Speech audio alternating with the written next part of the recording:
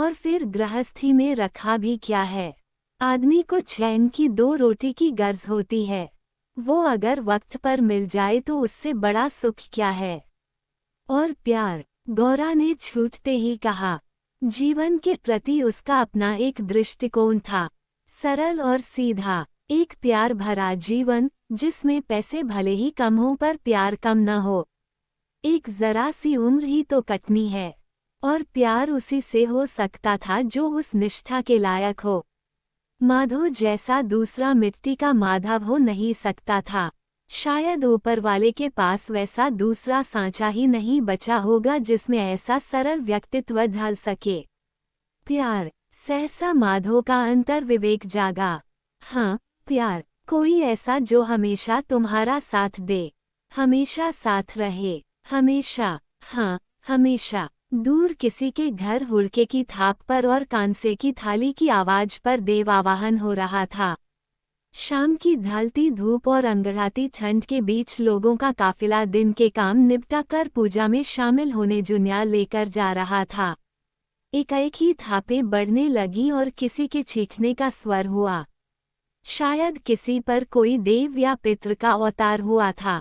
कोई मरा हुआ पुरखा प्रेत बन लोगों के बीच आ गया था, अपने संबंधियों से लिपट लिपट कर रो रहा था। कुछ देर की खामोशी को माधो ने ही भंग किया। हमेशा कौन साथ रहा है? हमेशा तो कोई भी साथ नहीं रहा। गौरा अनमने ढंग से बोली। मौन गहराता चला गया। दूर उस घर पर आया प्रेत योनि का पितृ अपनी विवाह योग्य कन्याओं से लिपट लिपट कर रो रहा था, जिन्हें वह बाल्यावस्था में ही छोड़ गया था। उनमें सबसे छोटी को तो पिता की शक्ल तक याद न थी, पर इतना दारुण दृश्य था कि सबकी आंखें छलछला आई थीं। इतने में एक बुजुर्ग महिला पछाड़ कहते प्रेत के शरीर वाली महिला को समझा बुझाकर शांत कर रही थी, और एक ने उसकी बिलखती विधवा के कांपते हाथों में जुन्याल थमाकर उसे अपने पति को प्रेत योनि से मुक्ति के लिए उछालने को कहा। थोड़ी ही देर में ये शोर शांत हो गया। मौन गहराता चला गया। पत्ते पत्ते हिल रहे थे, शाखें डोल रही थीं, सुहानी हवा चल रही थी, पर कोई शोर न था। यदि था तो केवल मौन। इस बार गौरा की आवाज आई, क्या सचमुच आदमी अकेला जी सकता है? क्यों नहीं, मैं तो नहीं रह सकती अकेली। मेरा तो जी चाहता है कि मैं सदा यहीं रहूं, यहीं इन वादियों में दौड़ूं, खेतों में नाचूं। यहीं मैं बचपन से खेली पली बड़ी। इन्हें कभी छोड़ा जा सकता है भला? माधो अवाक सा कुछ पल उसे देखता रहा, उसकी मासूमियत, उसका बचपना। उसकी नज़र में गौरा अब भी वही खेल करती बच्ची थी। काश कि उसमें इंसानों की परख होती। माधो, क्या तेरा दिल भी नहीं चाहता कि हम दोनों सदा यहीं रहें, इन्हीं पहाड़ों के बीच, यहीं घर बनाकर? माधो उसके इस अतिरिक्त उत्साह को ठीक से समझने का प्रयत्न कर रहा था। बोला, काश ऐसा हो पाता, कितना अच्छा होता न। कौतूहलवश उसने गौरा की ओर देखा। गौरा के चेहरे पर एक ही पल में कई रंग आए और गए। पर तुम्हें तो जाना पड़ेगा दूसरे गांव। लड़की का घर तो वही होता है न।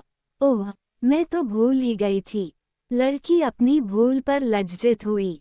कुछ कुंठित सी होकर वह उठी और चल दी। जाते जाते बार बार मुड़ मुड़कर वह उस निर्मल, निश्चल प्रवाह को देखती रही, जिसे धड़कनों का सिर्फ इल्जाम था और लोगों ने नाम दिया था काठी। ईश्वर ने भी कैसी कैसी रचनाएं की हैं। न जाने क्या सोचकर अपनी मस्तक मणि को उतारकर धरती पर इस वेश में भेज दिया था, और वह भी इन पहाड़ों के बीच, जहां कठोरता का ही साम्राज्य है।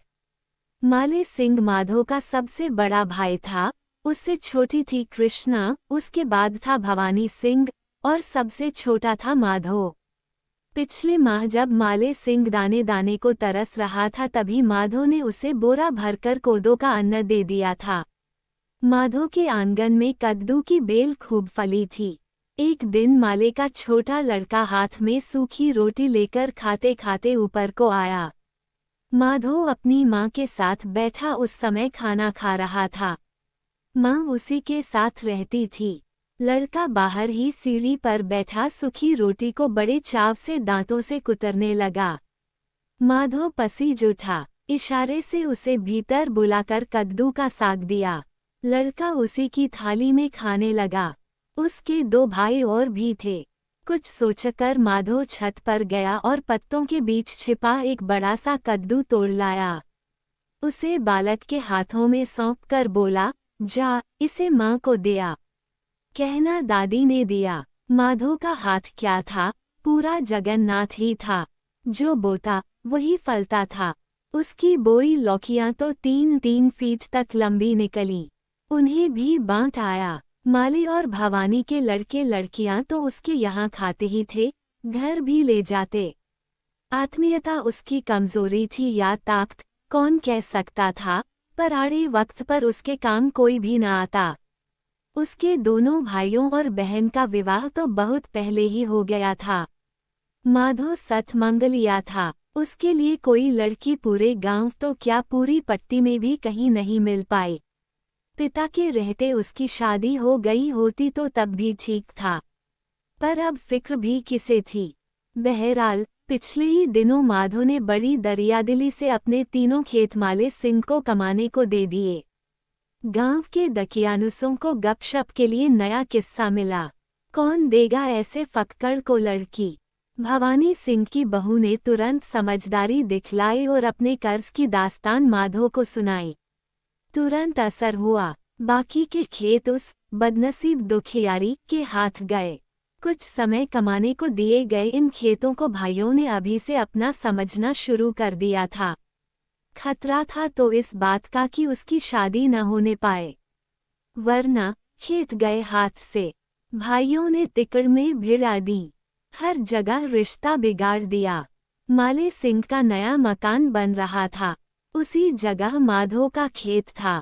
बुनियाद को बढ़ाते बढ़ाते उसने आधा खेत मार लिया और ऊपर से रास्ते की मांग भी करने लगा। माधो चुप रहा। तूने अपने खेत अपने भाइयों को क्यों बांट दिए? गौरा ने अत्यधिक स्नेह के साथ पूछा। वो बेचारे तकलीफ में थे। परिवार बड़ा होने से खेत छोटे पड़ गए थे। और तू कहाँ जाएगा? मेरा क्या है?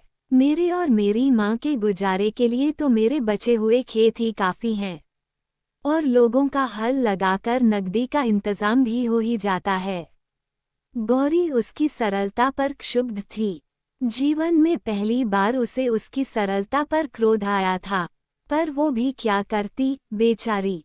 ज्यादा कुछ कहने का न उसे हक था और न कोई फायदा। माधो अपनी माँ के साथ केवल एक ही कमरे में रहकर भी सुखी था। इससे बड़ा और क्या सुख था। दिन भर इधर उधर फिरकर थककर माँ की गोद में सो जाओ, फिर क्या चाहिए। माँ तो फिर भी माँ ठहरी। अंधेरे में डबडबाते भी खाना बना ही देती। आखिर माँ थी। माँ जब उसके प्रति भाइयों के उपेक्षित व्यवहार को देखती तो कह उठती, आज अगर इस बेचारे का भी ब्याह हो गया होता तो ये दिन देखना पड़ता। जिसने अपने सब कुछ अपने भाइयों से बांट दिया था उसका आड़े वक्त में कोई साथ देने वाला न था।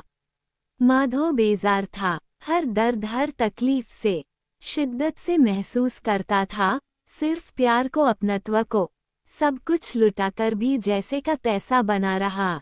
भाइयों की ठोकरें भी प्यार से उठाई क्योंकि सब कुछ खोकर भी दुनिया की सबसे बड़ी निधि उसके पास थी, उसकी माँ। लेकिन किस्मत भी कहाँ कम थी। इस बेचारे अलमस्त योगी का हर क्षीण सा अवलंब भी छीन लेने को आतुर थी। उस दिन गौरा धार पर ही मिली। तेरे बाबा कहाँ हैं? पलधार गए हैं। क्यों?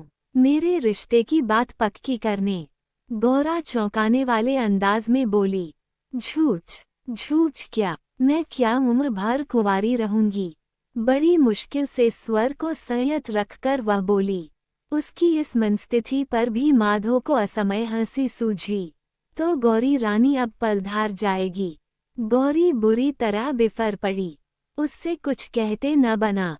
फौरन 2 कदम आगे गई और मुड़कर पुराने अंदाज में बोली, तूने बहुत सताया। अब मैं सचमुच में जा रही हूँ। फिर कभी नहीं आऊंगी। फौरन तेज कदमों से ऊपर घर की ओर मुड़ी और चढ़ाई चढ़ने लगी। न जाने क्यों आज उसकी बातों से माधो कुछ परेशान सा हो गया। फिर भी बड़ी लापरवाही से बोला, चलो छुटकारा मिला।